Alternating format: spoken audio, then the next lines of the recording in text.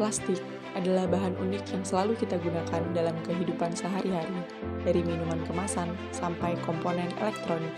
Plastik adalah cara kita memindahkan makanan dan produk di seluruh dunia. Tapi, setelah digunakan selama puluhan tahun, bahan hebat ini telah menjadi salah satu ancaman terbesar planet bumi. Plastik tak hanya berdampak pada lingkungan, tetapi juga tubuh kita.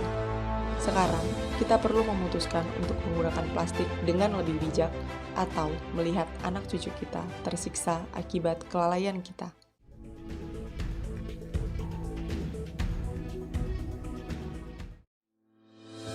Alasan yang membuat plastik ideal, yakni murah, dapat diandalkan, dan tahan lama.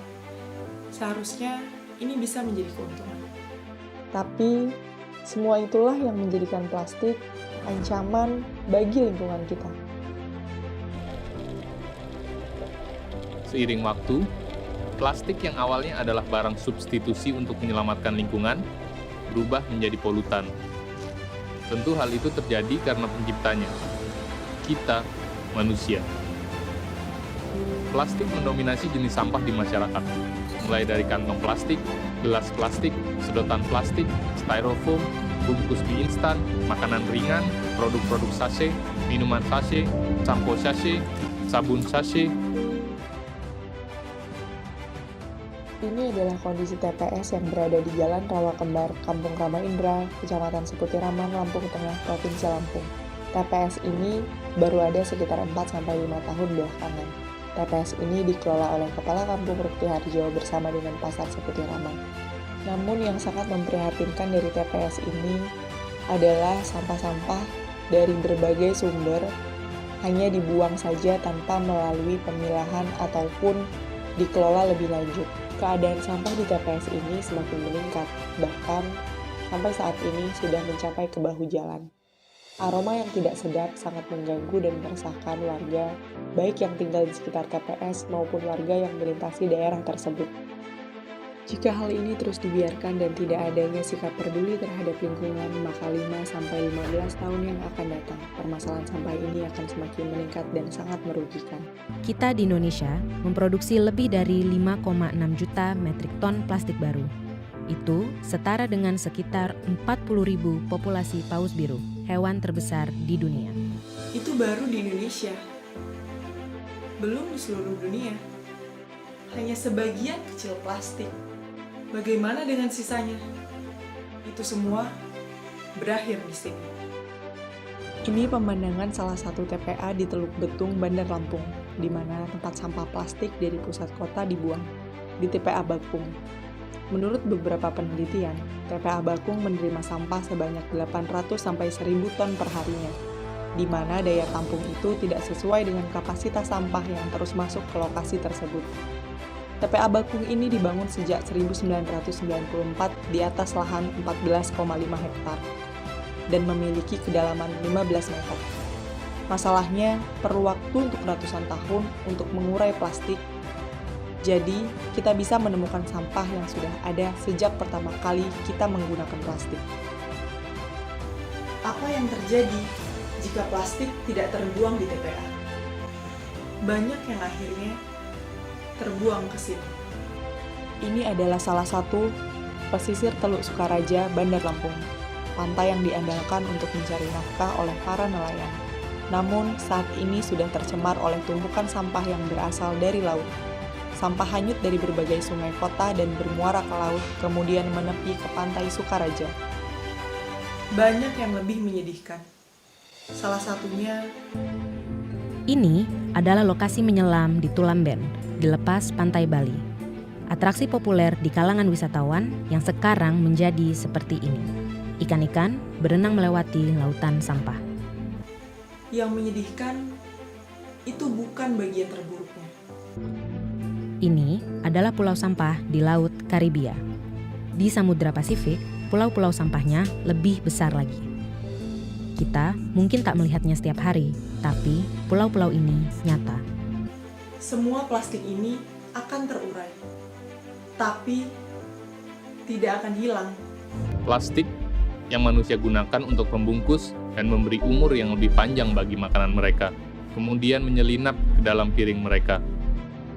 Tanpa sadar, manusia juga menimbun plastik berukuran mikroskopik dalam sistem pencernaannya.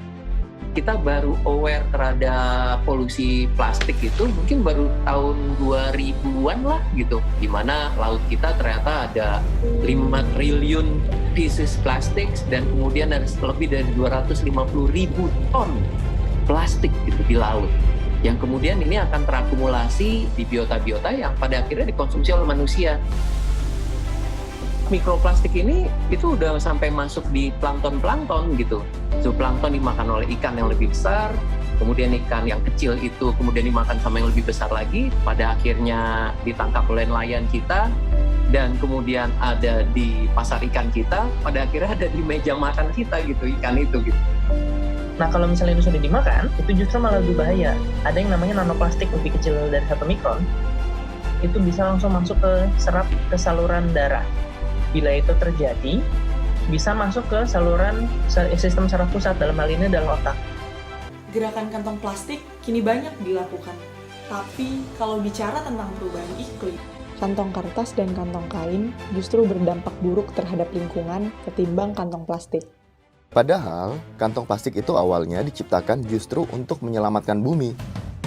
Dahulu, pada 1959, Sten Gustaf Thulin di Swedia menciptakan kantong plastik sebagai pengganti kantong kertas.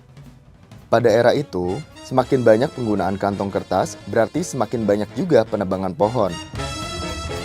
Lalu muncul ide membuat kantong plastik yang tahan lama sehingga bisa digunakan berkali-kali. Niatnya untuk mengurangi penebangan pohon. To my dad, the idea that people would simply throw these away would be bizarre. He always carried one in his pocket, folded up. It was just something he had with him. So, you know, what we're all being encouraged to do today, which is to take your own bags to the shop, he was doing back in the 70s and 80s, just naturally because, well, why wouldn't you? I think he would have been shocked at how wasteful we are now. Sayangnya, karena kita terlalu nyaman dengan kantong plastik, manusia jadi malas. Padahal kantong plastik itu bisa digunakan berkali-kali. Tapi sekarang malah dibuang setelah sekali pakai. They use more energy, they use a lot of water to produce, and they're heavier as well.